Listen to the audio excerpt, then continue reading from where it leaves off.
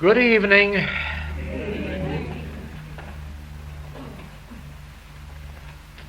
That makes it official for all our students to know that we have met this evening and still on good terms. And indeed we are on this last evening of our Adelaide closed class, 1958. And by now, those who are listening to the tapes will not have to be told that this has been a wonderful week, a wonderful class, and a fine message has come through because they've heard part of it and already know it. I have two things to bring to your attention this evening, which I am sure will form the complete circle of this week's class unfoldment.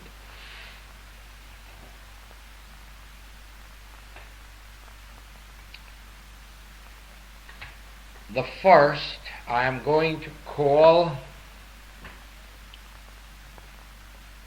God as no power, or God as not power.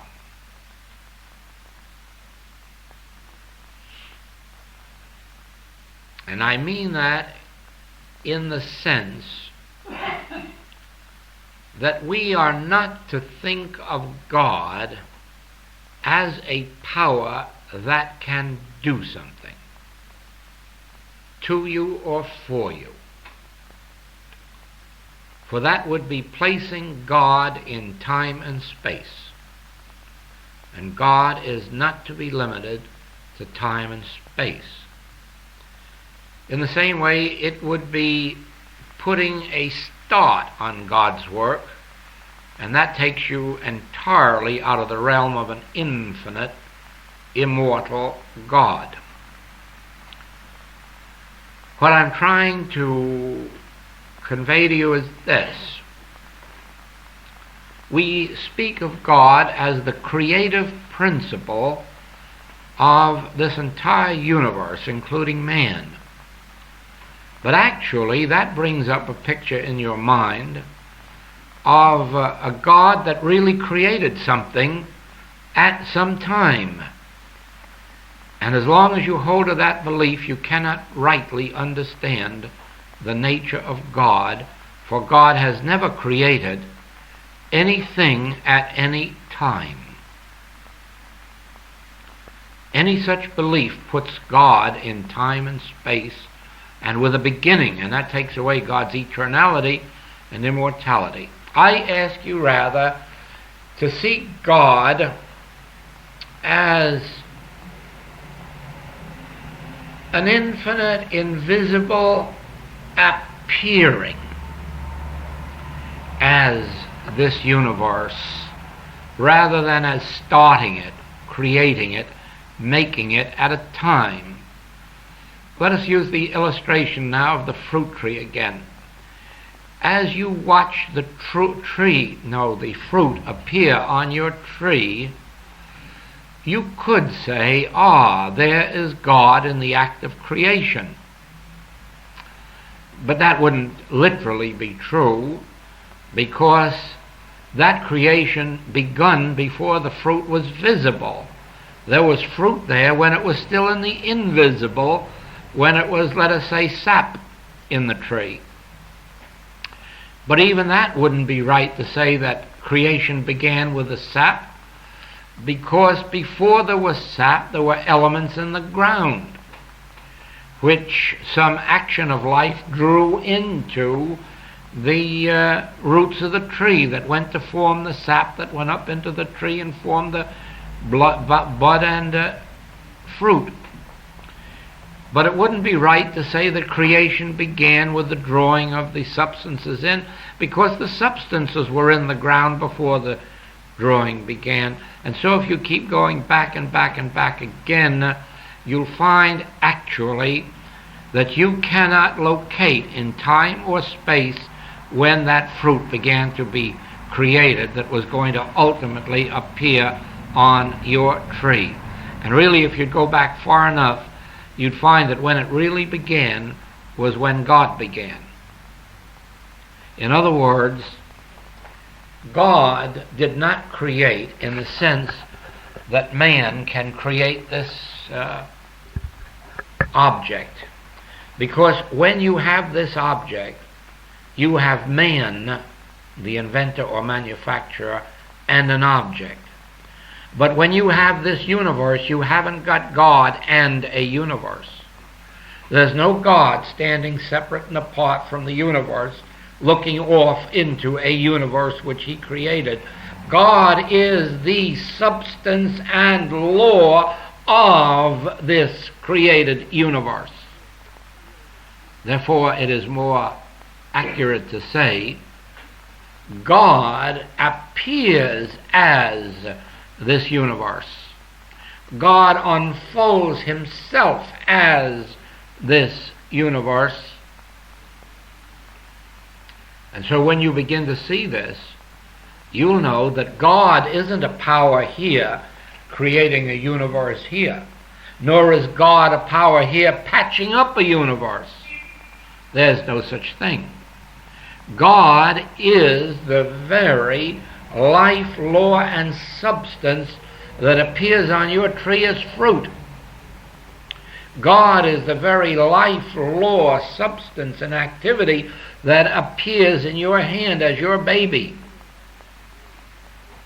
God is the very law and life and activity and substance that appears to us as ourselves, each other, and this universe. And the creating never began. It is a continuous unfoldment of God revealing himself throughout all time.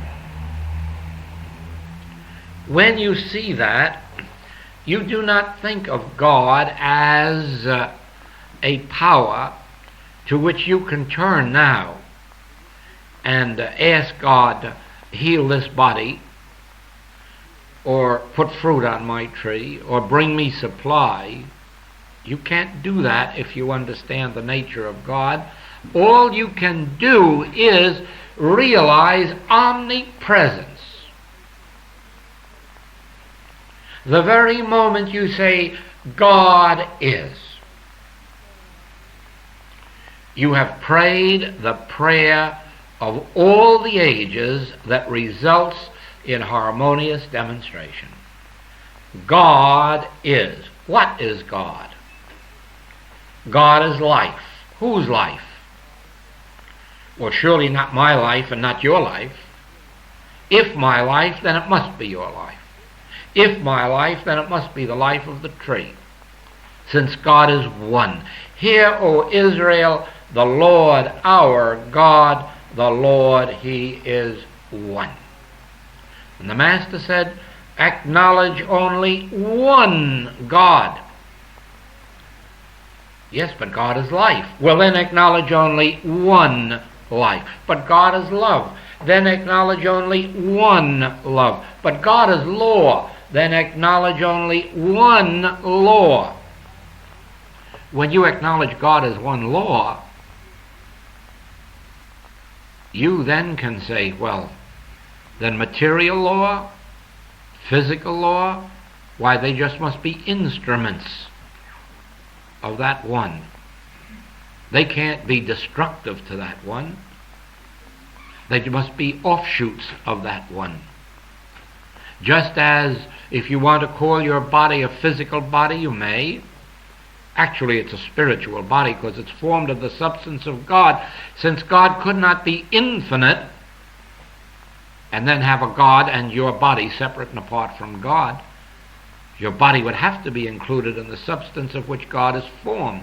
God made all that was made, and anything that God did not make was not made.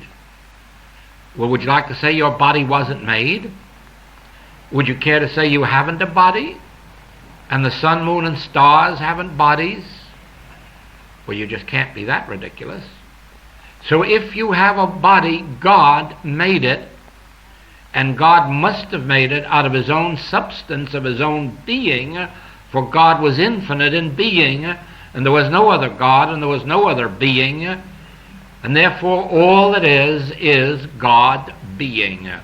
God being me, and God being you, and God being the sun and the moon and the stars. Now it is true that as we look at creation, we are not seeing spirit and its formations as they really are, because we are looking out through those eyes of Adam and Eve who disobeyed the order about good and evil.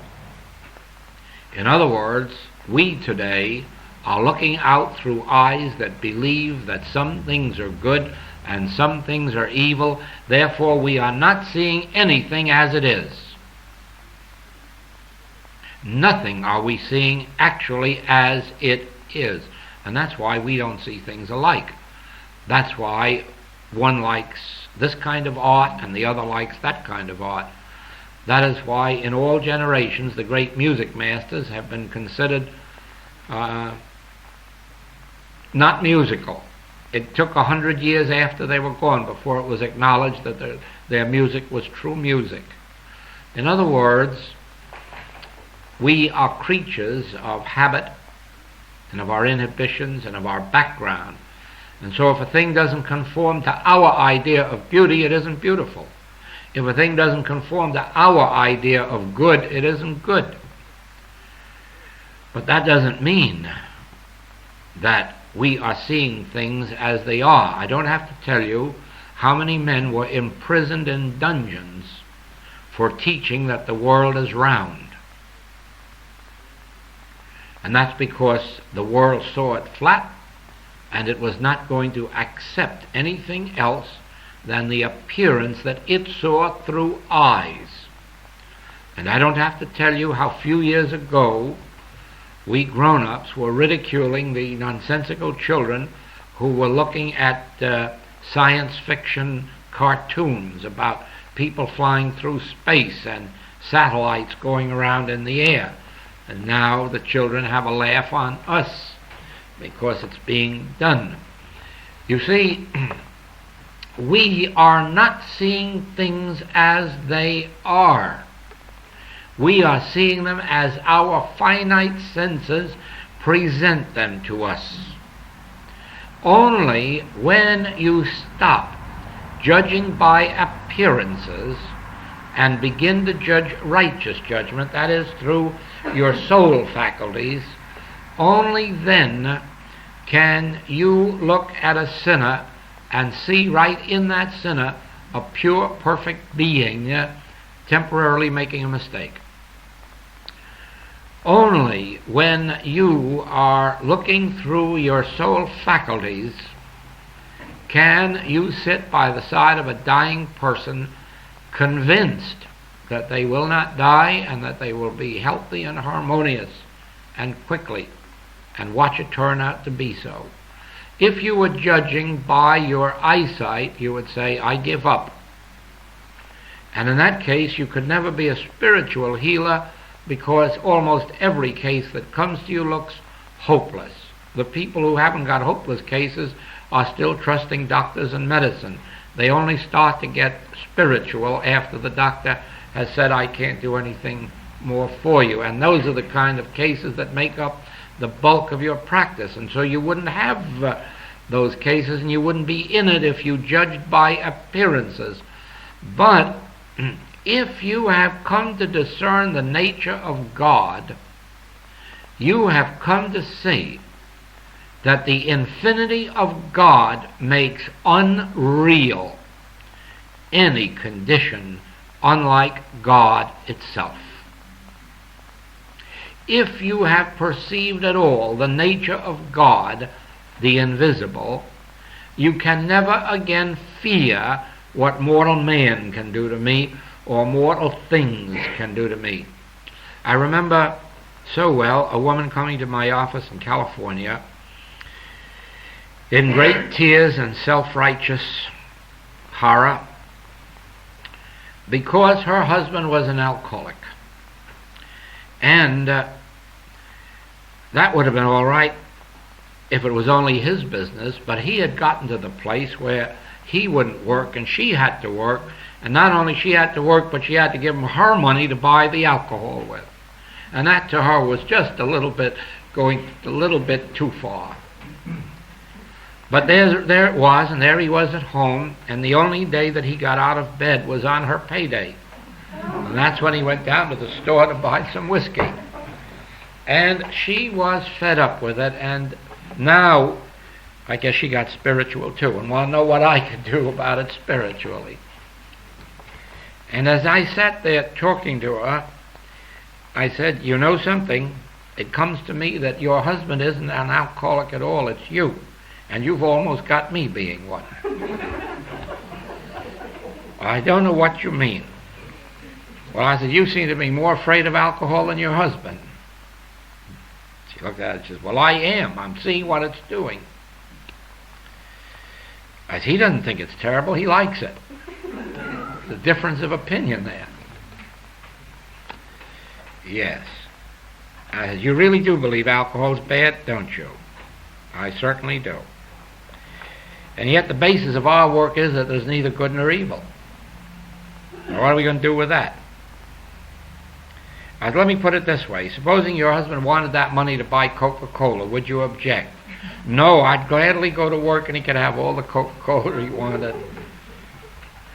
Well, then Coca-Cola is good, but alcohol is evil. So there we are back with Adam and Eve. Now I said, your husband thinks it's good and you think it's evil. Now you're deadlocked. I guess that's where you're going to stay for a while, unless you can commence to see what I see. That actually Coca-Cola isn't good and whiskey isn't bad. That there's no power in either one if all power is in God. Now I said, that's the vision the way I see it. God is the infinite all power, and beside God there is no power for good or for evil. What does that mean? What am I supposed to do? Well, you go right home and you tell your husband you've made a terrible mistake. But you don't think that whiskey is so terrible after all. He can have all he wants of it. Oh, no, that was going too far. But then she went outside, sat in my outer office a little while, came back later. She said, well, I'm not getting anywhere this way. I can't do worse that way. So I'm going to do it. But she said, it's very difficult. Try it, see. So she went home, and she waited for the proper time, and when her husband wanted whiskey, she said, oh, yes, sure, here it is. Kind of looked at her, but he made no comment. A few days later he came to her and he said, you know, there's no use drinking this stuff. They're just making wartime whiskey again. It has no power. And that's how he was ultimately free. He just couldn't drink it anymore. It just didn't give him the kick. And gradually he saw what he'd been doing. Now, that's kind of an extreme case, but it really happened. But it bears out the principle that I'm trying to bring to you, which has evolved in the infinite way. The principle is that there is neither good nor evil in any creature or form. That all good is in the invisible, all power rather, is in the invisible, acting through the visible. Therefore I can say that my hand is not a good hand, it's not a generous hand. That only the Spirit of God could use the hand through which to do good. And that is why there are some healers who heal actually by laying on of hands. And they accomplish healings. And the belief is that the Spirit of God flows through their hands to the patient. And as long as that is part of their belief, it works. And so it is, the hand can be an instrument, but the hand can't be good. And the hand can't be dishonest. That's why they never send anybody's hands to jail for stealing. No, it wouldn't do any good. It wasn't the hands. They were just the instrument. And so it is, you begin to perceive the nature of God The nature of God is an invisibility that is always appearing as visible form. And as long as you attach no good or evil to the visible form, the invisible spirit will function harmoniously as visible form. That's as clearly as I can state it. You have to get used to the idea that God is not a power that can change its course of action. God is not a power that can do something to something or for something or to somebody for somebody. God is a state of is. Another way of saying it is that God is being. And what God is being, God cannot stop being. God cannot alter its being. God is being, but God is being infinitely, immortally, eternally, harmoniously, joyously, prosperously. God is infinitely being, and God is an invisible spirit appearing as a visible universe. And if you withdraw from your mind the belief of good and evil, you will find that the invisible spirit will function visibly, spiritually, and harmoniously. As long as you attach qualities of good or evil to visible form, you create that condition. That is called the second chapter of Genesis.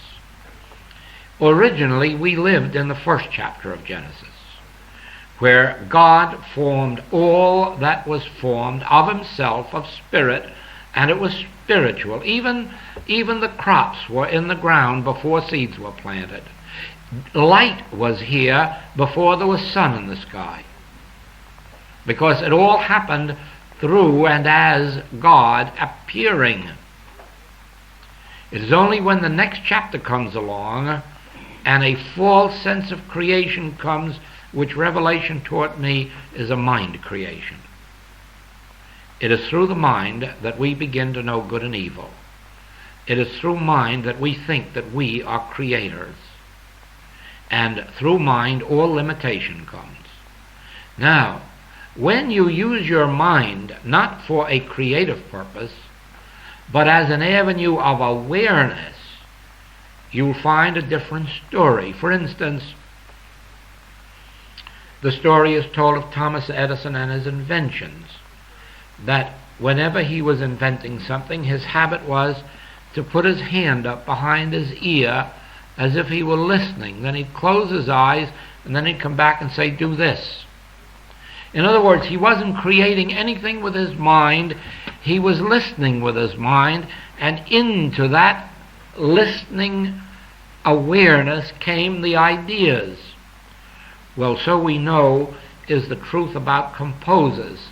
There never was a composer that invented a melody. There never was a composer that created a melody. A composer is a person who has the gift of settling back into a quiet communion, and then something pours into his awareness and he writes it down. And so it is with artists and sculptors. Only recently I read the story of Michelangelo standing before his statue of the angel, and a woman saying to him, "Oh, what a great man you must be to do such a wonderful piece of work." And he said, "Oh, I didn't do that. Oh, I didn't put that angel there. That angel was in the stone, and I saw it and just chipped away the parts that weren't needed." Yes, that is the secret, that you don't create, you don't go out and try to be a great I am of yourself.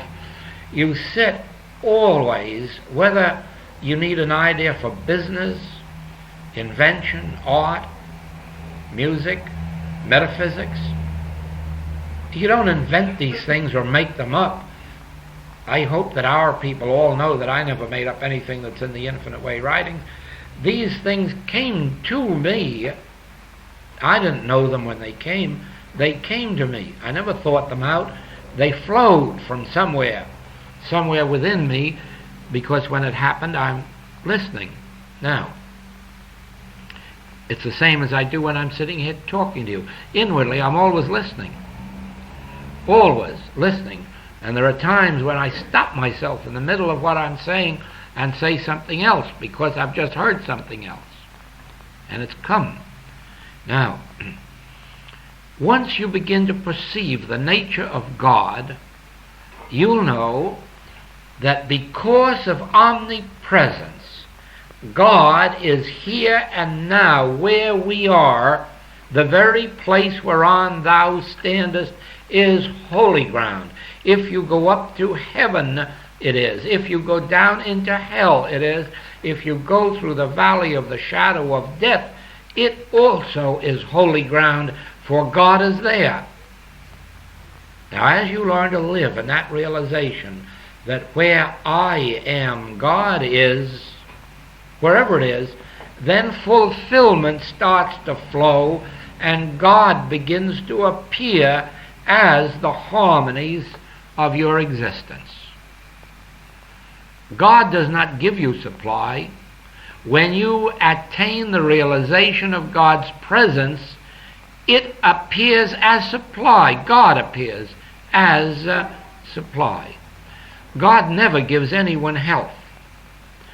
Ill health is a sense of separation from God.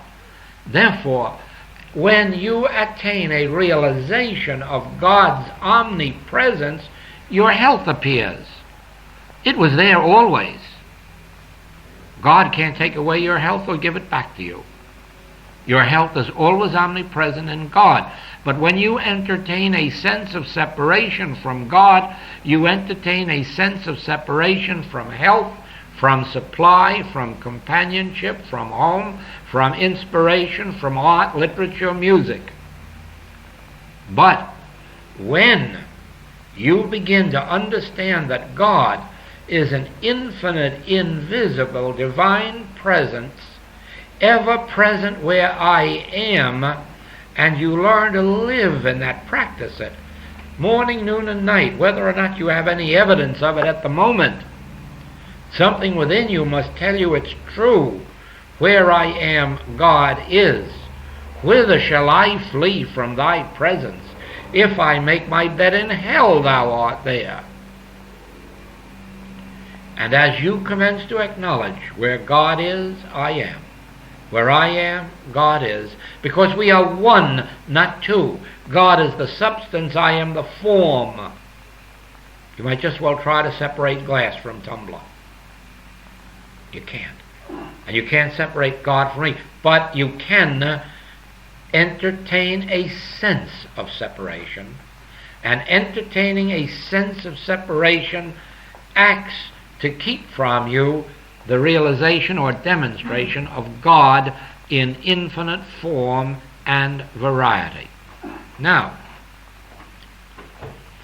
when I say then,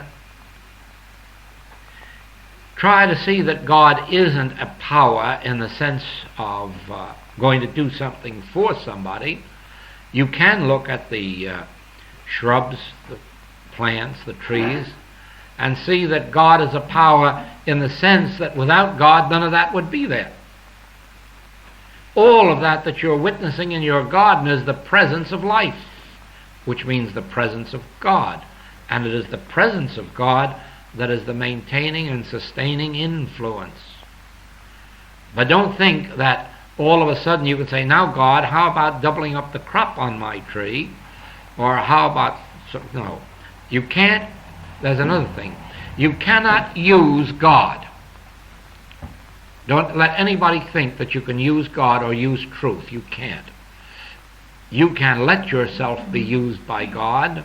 You can be an instrument showing forth the glory of God. But you can't use God or you'd be greater than God. That isn't true. Now, and never will be. But you can contemplate, and that's what we're coming to next. Contemplative prayer. And you know that's what we've been doing here all evening. Contemplative prayer. The contemplation of God and the things of God is our form of prayer. At least it is one of our forms. There are many forms of prayer. The highest is when this is all so clearly established in you that you no longer have to go through it as a mental process, when your prayer becomes merely sitting back and being completely a blank. And then the whole of God begins to pour through you. That is the highest form. But it is arrived at through contemplative prayer. Now, when you have contemplative prayer, or you can even call it metaphysical treatment if you like, as when you're called upon to help somebody, and you sit back, and you're not going to think about the patient, and you're not going to think about their disease, otherwise you'll perpetuate both. You'll have an immortal patient and an immortal disease. So you drop them, and you turn to God. And of course, there's nothing more profound than the two words, God is. Of that I'm sure. God is. Everything in this life testifies to the fact that this universe is run by law. The stars in their courses, the sun, the moon, nature, apples from apple trees, peaches from peach trees, fish in the sea, birds in the air. Everything points to a law that man neither made nor can man control. It's a law which existed before there was a man on earth, according to the first chapter of Genesis. Therefore, I say, God is. God is, and God is about the business of being God. That means God is functioning as the sun and the moon and the stars. God is functioning as my individual being. In fact, if it weren't for God, I wouldn't have a mind, or a soul, or a life. Therefore, God is functioning as my mind, as my life, as my soul, even as my body, for my body is the temple of the living God. And this is true of my patient, of my student. There's nothing true of me that isn't true of thee. Nothing true of thee that isn't true of me. God is, I'm sure of that. I'm sure that God is a lawgiver. But if that's true and God is infinite, God must be the only lawgiver. And therefore, all law is spiritual. Then I need have no fear of material law. No, I will have no fear of material law, since the spiritual law is the real, and material law must only be some form of it. Therefore, it has no destructive element.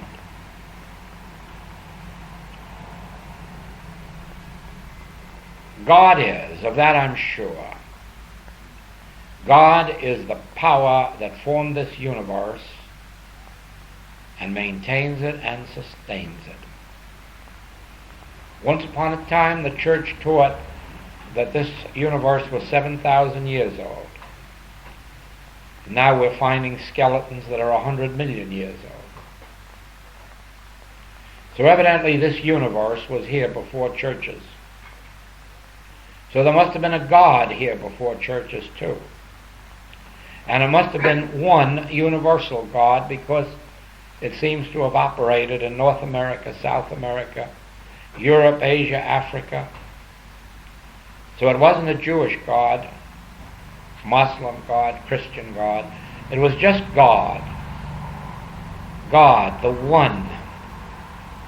God, the one power. The one power. And if God is the one power, there are no other powers. So I need not fear any power of disease. I need not fear any power of climate or of weather. Oh yes, yes, I well know that in this human world there are two powers, good and evil. And I know that the world is suffering from that belief. I know that we never will go back to Eden, to harmony, until we obey the Master and live by the first commandment, thou shalt acknowledge no other power than God. Thou shalt acknowledge no other presence than God. Even to Pilate I will say, thou couldst have no power over me unless it came from God. Even to death I will say, thou hast no power. Come on, young man, get up. Come forth, Lazarus. Death has no power. Since God is infinite, God is the only power, and I acknowledge no other power.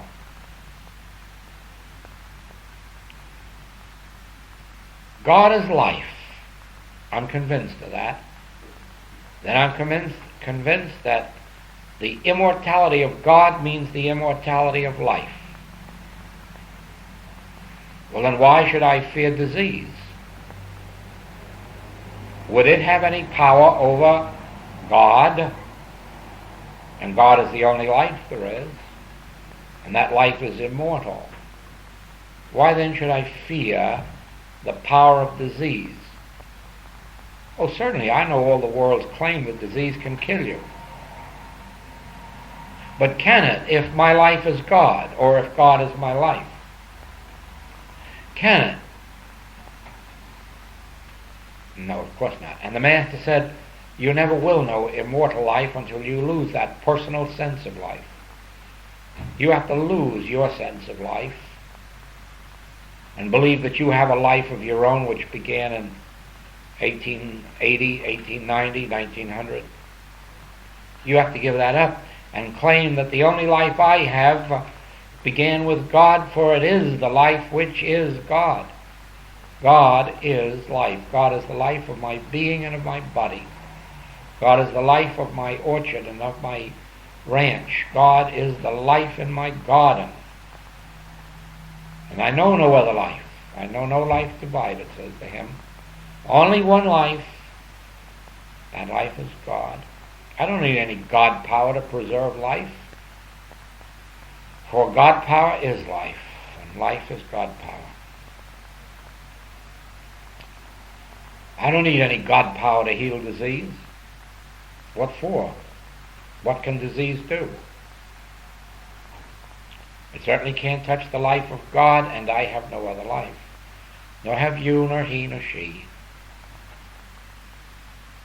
I shall not fear any form or effect, because I know that actually God made all that was made, and all that God made is good. Why then should I fear any creature, any form or effect? If I can see it, hear it, taste it, touch it, or smell it, I must not fear it, for there is neither power of good nor evil in it. What a blessed revelation. I must not love, hate, or fear anything that I can see, hear, taste, touch, or smell. I can enjoy the good of life. I can use all that which is given to us for our use, but I must not indulge love, hate, or fear. For the power of good or evil is not in it. All power is in God. All power is in the invisible, appearing as visible form. Therefore, all visible form reflects and expresses the divine power of the invisible creative essence, substance, law, activity.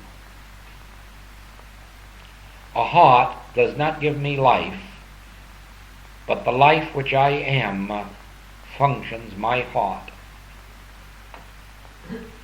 The digestive and eliminative systems cannot give me health. But the health of God which I embody functions my digestive and eliminative organs. My muscles cannot have strength, but the Spirit of God which functions my muscles has the strength and is the strength of my muscles. The health of God, the invisible Spirit, is the health of my visible form, for these are one and not two. The secret word is omnipresence. The Spirit of God is within me, functioning in every organ of my body, functioning in every cell of blood, functioning in every bit of tissue and hair. God the invisible is appearing visibly as form. And God is not separate from the form He creates, any more than God is separate from the times and the tides and the suns and the moons and the stars. God is the invisible substance, law, cause, and activity, and all these things are the forms as which God appears.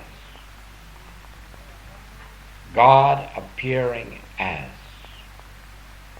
God appearing as. The deep class books, some of you have read them. The Master Speaks, Consciousness Unfolding, God the Substance of All Form. These contain this revelation which came to me of God appearing as this universe, God functioning as this universe. And I'm happy that the Master Speaks is already in book form to match these other books. And next month, Consciousness Unfolding will be in the same book form to match the Master Speaks. And then God, the Substance of All Form, goes to press and will be ready by about next January. So eventually, every one of our writings will be in these matched book forms. Now, that which we have just experienced I call contemplative prayer or contemplative meditation, and you may also call it treatment, because whenever I find it necessary to treat, that is the form of my treatment. I will sit down, take whatever problem you've given me, and drop it in my wastebasket. And then I turn to God, and I begin to contemplate God. God is one, God is law, God is individual being, God is the only life. God is divine presence, God is omnipresence, God is omnipotence, God is the all-knowing mind and the divine love of the universe. And I continue that form of quiet, inner, peaceful contemplation until I arrive at a place where no more thoughts come, and then I just sit there quietly for a few minutes, and my treatment or prayer is ended. Usually it ends with that deep breath coming to me to let me know that it's over and God is on the scene. But even if it doesn't, it makes no difference. In those cases that do not respond the first time, it means that if you come back to my thought later in the day or night, I have to again go through a form of contemplative prayer or meditation. If you keep coming back to my thought 10 times in a day, I have to do it. I never tell you about it. You never know, as far as I'm concerned, whether I did 5 minutes work specifically or 5 years. As a matter of fact, a lady wrote me a few months ago and to thank me for a very beautiful healing and wanted to know how much time I had spent on it, and I said 30 years. because I wouldn't know exactly where to begin and where to stop. All healings began when my first thought first turned to God, and all healings are the result of that. They're not the result of something that we do today. It's something that has become a part of our consciousness from the beginning of our turning to God. And that is why sometimes the most wonderful healing takes place instantaneously. It isn't because you thought of something in that minute. It's what took place in your life the past years since you began this study. Now, this form of contemplative meditation or contemplative prayer ultimately leads you to where you can go through an entire contemplative prayer in 3, 4, 5 minutes. Ultimately, you arrive at that. And then you settle down into your inner listening attitude, and the Spirit of God takes over and begins to talk to you. Ultimately, you get to a place where you do not have to use contemplative prayer continuously, only occasionally. You get to a place where at any time of the day or night, any minute you like, you can just close your eyes, open your ear, and in pours the voice of God or Spirit of God or activity of God, and it does the work. But that is all a matter of development. It does not come easily. It comes more easily to my students than it came to me, because they have the advantage of my lifting them to a higher plane of consciousness than they could have attained by themselves in their early state, because I have gone through that. It took me 8 months of daily meditation before I achieved the first second of realization. And then gradually it came more quickly, and now it comes spontaneously, any time, and nearly all of the time. But that is a matter of development, practice, constant practice. The more you give yourself to contemplative meditation, contemplative prayer, the closer you bring yourself to conscious union with God. In your contemplation of God and the things of God, never make the mistake of turning to God as if you were going to turn on God's power. Always remember, it's been turned on right from the beginning. And you're not starting it in action, you're just bringing yourself in attunement with it. It's already functioning. There are loads of people in this very city who are living in attunement with God. And so, when you make your first attunement, it will not be as if that's the first time it happened. It's been happening right here to people right along. But you had not been in attunement, and now you are bringing yourself into an attunement of that which is. God is where you are. The kingdom of God is within you. Now, through silent inner contemplation, bring yourself into attunement, at one-ment with it, and then the first thing you know, it begins to flow through you. It's always there. It's locked up. Make a way for the imprisoned splendor to escape. And the Bible tells us very clearly how we do it. Thou wilt keep him in perfect peace, whose mind is stayed on thee. Acknowledge him in all thy ways, and he will give thee rest. Pray without ceasing. In other words, keep the mind as far as possible stayed on God, but never in a sense of trying to get something from God, never in the sense of molding God to do something for you, but always in the sense of coming into at-one-ment with that which God is, so that you can be molded into the likeness of God, so that you can put off mortality and put on immortality by letting God mold you into its own image and likeness. We are that in our inner being.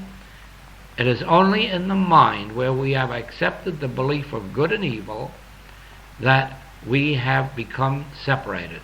Now, in your moments of inner contemplation, be sure that you take up every single time the subject of good and evil. Be sure that in your contemplation you don't fear to look at anything or anybody out here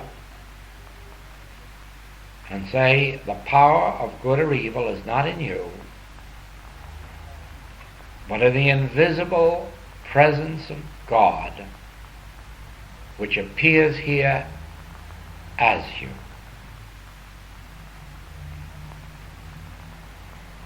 You may be the tumbler, but the quality is in the glass.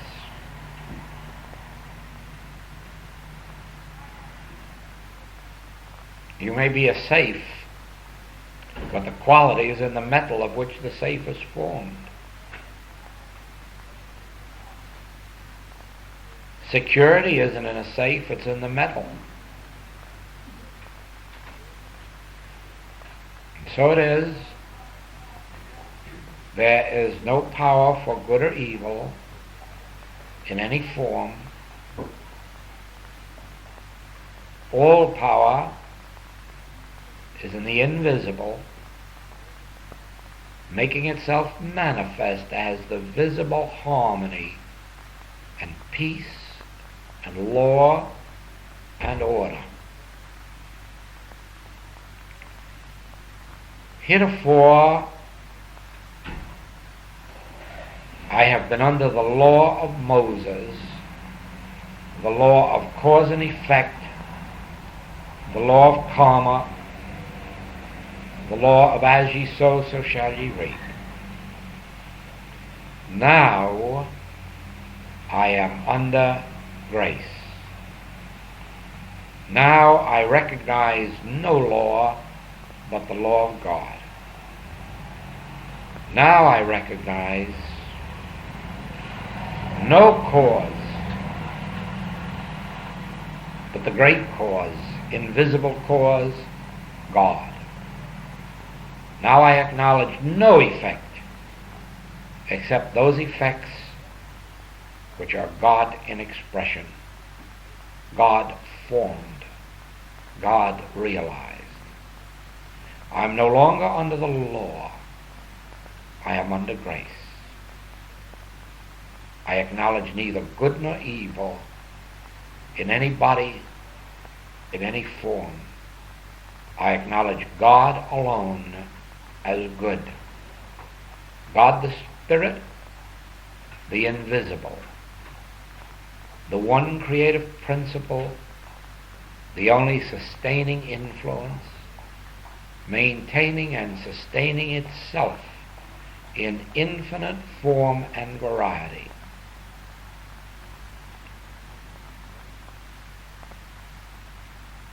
This claim that presents itself to me,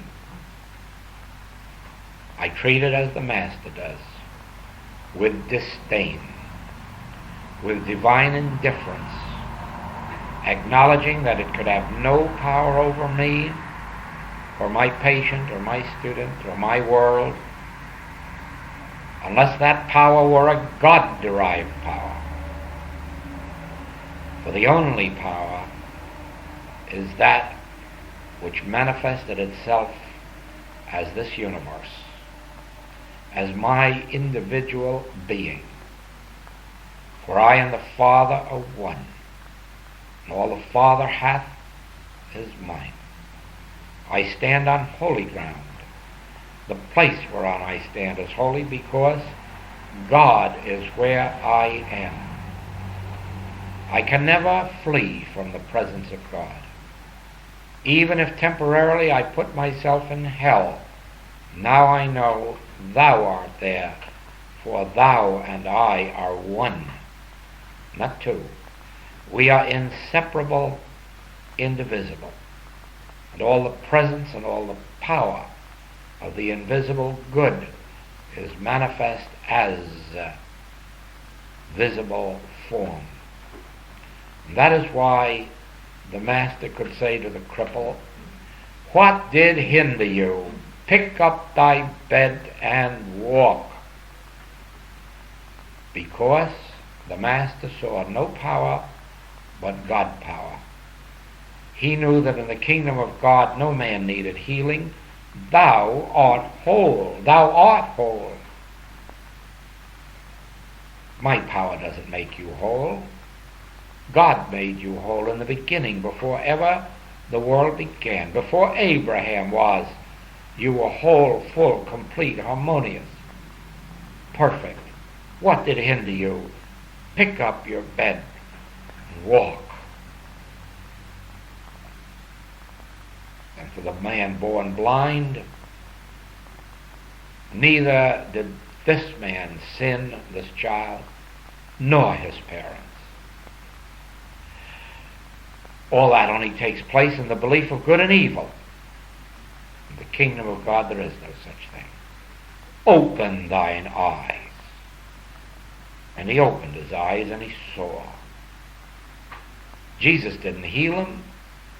Jesus knew that God made all that was made, and all that God made is good, and only the belief in good and evil was keeping those eyes shut.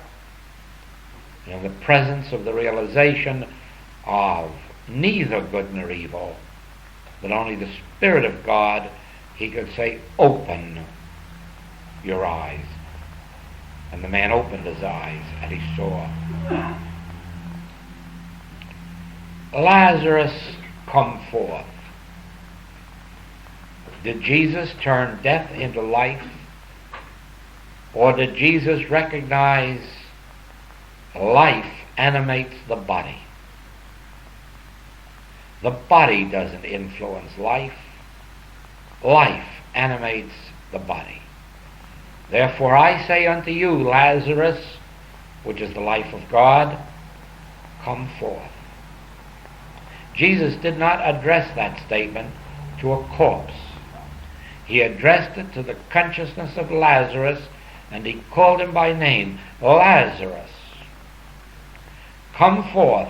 And Lazarus came forth and brought his body with him, because Lazarus and his body were one, just as I and my Father are one.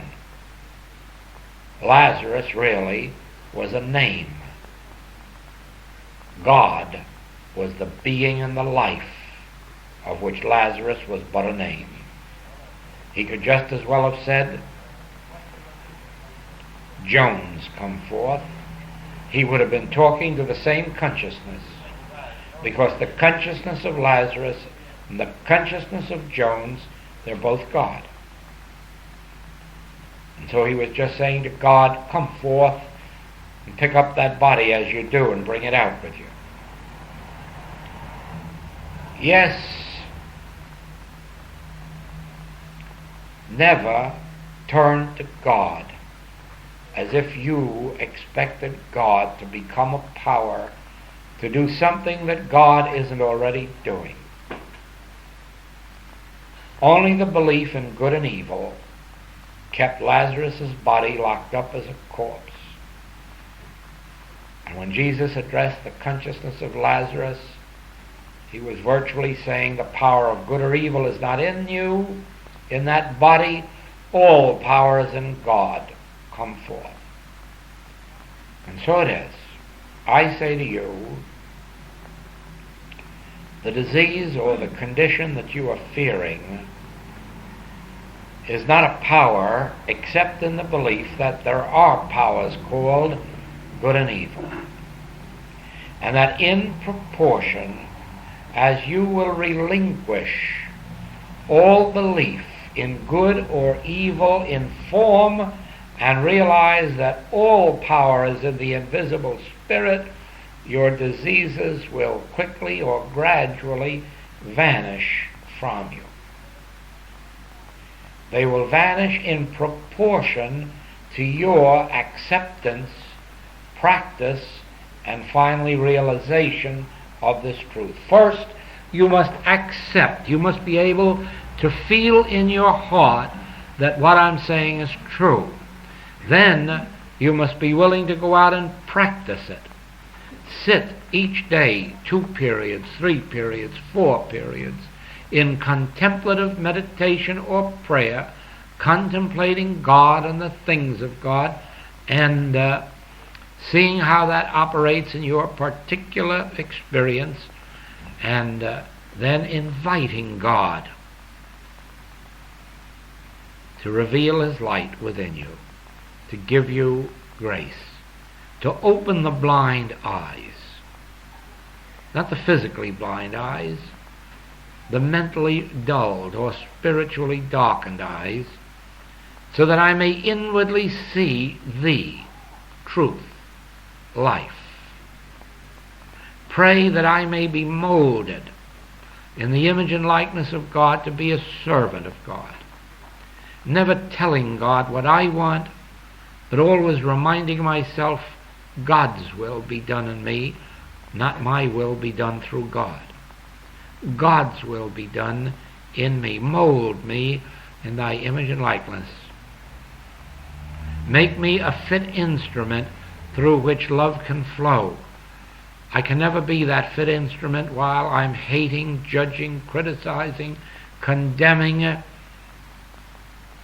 only while I purge myself, even while I do laugh at the mistakes of man whose breath is in his nostril, but never judge it or criticize it or condemn it in a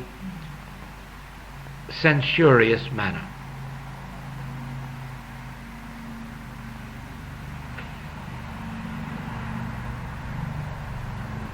Love thy neighbor as thyself. Forgive 70 times 7. Place no power in the form or creature, and practice it as many times a day as you can set aside 3, 4, and 5 minutes. And then the day will come of realization. That day of realization will not remove every problem from your experience.